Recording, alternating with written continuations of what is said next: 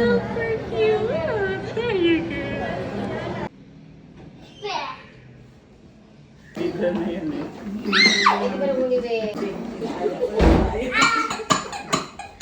Bye. Bye, guys. You're playing with the doctor. Bye.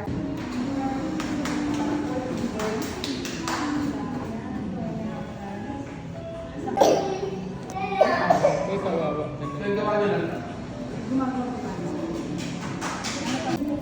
It's purpuron 3. Gusto daw ni Tri ng aratilis. Kaya ayun si JR, kumukuha siya dun. Ayun, pakita ko. Ayun si JR. Ayun. Kumukuha siya dun sa ilalim ng puno. Dito pa din to sa parking ng hospital.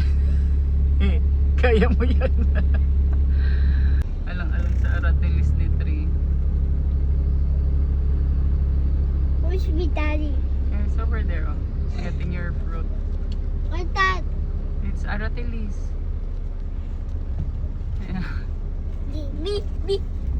Tingin. Wow! Ang dami! Ay, Ang dami! Ayan, naglaglagan na.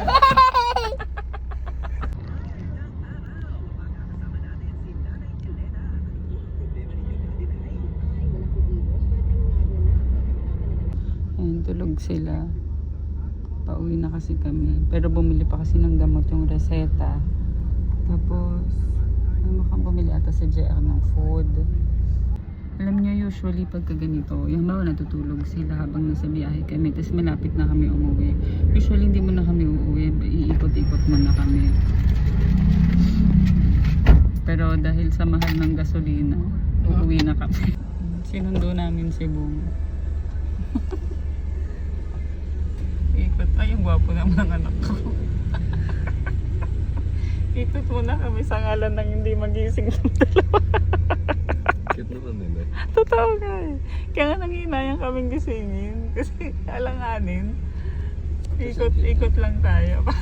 Cute nila. Gising na sila. Pwede na kami umuwi.